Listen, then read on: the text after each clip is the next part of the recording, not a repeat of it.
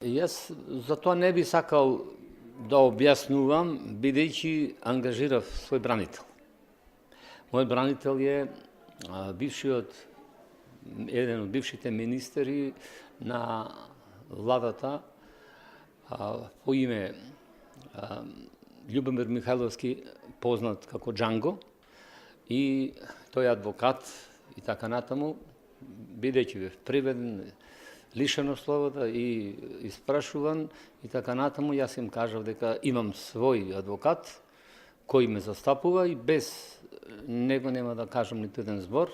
а понатаму тој си ја презеде својата улога и нормално им пак покажа или докажа на некој начин на тие што ме уапсија дека направиле грешка во својата постапка и дека не смеле тоа да го направат, тие се извинија и нормално понатаму, ако сакате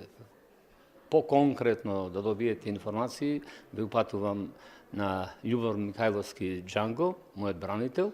и ќе отидете, ќе се јавите кај него. Тој е пристапен, сака да разговара, ако се јавите, дека натаму веќе за Телма даде информација и мислам дека да не биде моето кажување несоодветно на она што е стручно кажување во смисла на правилата, на законите во врска со апсење на некоја личност и неговото ослободување и така натаму. Ви спречи тоа да одите во Австралија? Не, јас не патував за Австралија, патував на друго место, но бев спречен да го искористам моето право да летам со авионот, но затоа со следниот авион летав.